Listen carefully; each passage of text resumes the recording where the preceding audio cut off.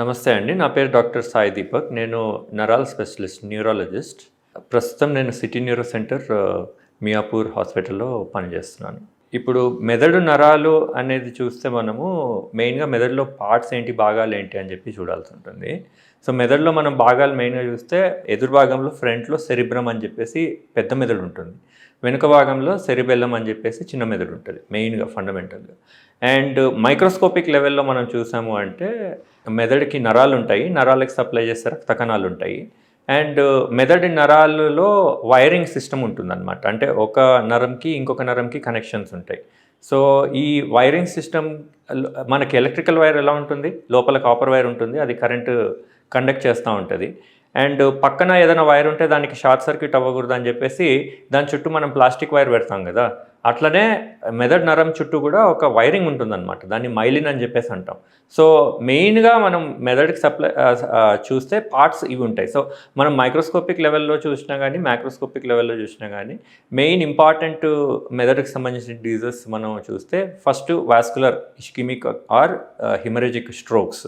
So, vascular అంటే నేను చెప్పాను కదా, మెదడుకి రక్తనాళాలు ఏవైతే సప్లై చేస్తాయో దాంట్లో బ్లాకేజ్ అవ్వడం కానీ, లేకపోతే రక్తనాళాలు చీలడం కానీ, చీలిపోయి అక్కడి నుంచి రక్తం కారడం కానీ దాన్ని హిమరేజ్ అంటాం. సో, బ్లాకేజ్ని ఇష్కిమిక్ స్ట్రోక్ అంటాం. సో, ఇట్లా one of the most important public health concern ఇప్పుడు ఇండియాలో కానీ ప్రపంచంలో కానీ స్ట్రోక్ అనేది ఒకటి మెయిన్ మెదడుకు సంబంధించిన ఇల్నెస్ అనమాట. అదే సెకండ్ వచ్చేసి ఇన్ఫెక్షన్స్. ఈ ఎక్కడైనా బాడీలో ఇన్ఫెక్షన్ రావచ్చు. అట్లనే స్కిన్కి ఇన్ఫెక్షన్ రావచ్చు, లంగ్స్కి ఇన్ఫెక్షన్ రావచ్చు. లంగ్స్కి ఇన్ఫెక్షన్ వస్తే మనం నిమోనియా అంటాం. అట్లనే మెదడుకి ఇన్ఫెక్షన్ వస్తే దాన్ని మెనింజైటిస్ అని, ఎన్సెఫలైటిస్ అని చెప్పేసి రకరకాల పేర్లు ఉంటాయి. సో, మెదడుకి ఇన్ఫెక్షన్ మెనింగో ఎన్సెఫలైటిస్ అని బ్రాడ్గా మనం అంటాం అనమాట. సో, మెదడుకి సెకండ్ ఇన్ఫెక్షన్ అవ్వచ్చు.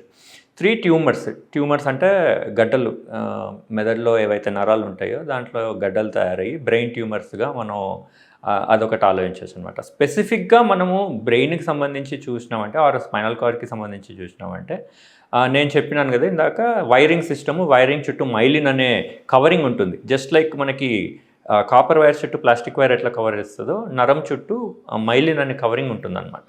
సో, ఈ మైలిన్ కవరింగ్ డ్యామేజ్ అయినప్పుడు డీమైలినేషన్ అని చెప్పేసి ఒక ఇల్నెస్ వస్తుంది. సో, కామన్ డీమైలినేటింగ్ ఇల్నెసెస్ వచ్చేసి మల్టిపుల్ స్క్లిరోసిస్ అని వింటారు. ఇంకొకటి న్యూరోమైలైటిస్ ఆప్టికా అని చెప్పేసి ఇంకో జబ్బు ఉంటుంది. సో, ఇట్లా ఒక 3-4 రకాల జబ్బులు ఉంటాయి. అవి డీమైలినేటింగ్ డిజీజెస్ అని అంటాం. సో, డీమైలినేటింగ్ డిజీజ్ అంటే వైరింగ్ ఏదైతే ఉందో మెదడు నరాల చుట్టూ ఉండే వైరింగ్ అది దెబ్బతినడం అనమాట. సో, ఇట్లా మెయిన్గా 3-4 రకాల జబ్బులు వీ కెన్ థింక్ ఆఫ్. ఇంకొకటి మనం సిండ్రోమిక్గా చూసినామంటే స్ట్రోక్తో పాటు ఫిట్స్ రావచ్చు మెయిన్గా. లైక్ ఏదైతే మెదడు నరాల్లో కరెంటు ప్రవహిస్తూ ఉంటుంది, జస్ట్ కరెంట్ వైర్ లాగానే ఈ నరాలన్నీ బాడీలో ఒంట్లో ఉండే నరాలన్నింటిలో కరెంట్ ప్రవహిస్తూ ఉంటుంది. దాంట్లో సోడియం ఛానల్స్ అని ఉంటాయి, పొటాషియం ఛానల్ అంటే మనం తినే ఉప్పు ఏదైతే సోడియం క్లోరైడ్ ఉంది.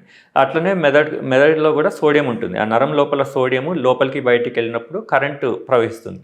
సో, ఆ కరెంటు ఎక్కువ అయినప్పుడు తక్కువ ఆర్ దాంట్లో బ్యాలెన్స్డ్గా కరెంటు లేనప్పుడు ఏమవుతుందంటే ఒక్కోసారి ఫిట్స్ రావచ్చు. సో, అది కూడా మెదడుకి సంబంధించిన జబ్బే అనమాట. సో, ఇట్లా బ్రాడ్గా మనం seizures, stroke, then demyelinating illnesses, tumours and మెదడుకి సంబంధించినట్టే హెడేక్ కూడా కామన్గా మనం చూస్తూ ఉంటాము. అంటే తలనొప్పి, ఇవన్నీ రిలేటెడ్ టు న్యూరోలాజికల్ ప్రాబ్లమ్స్ అనమాట.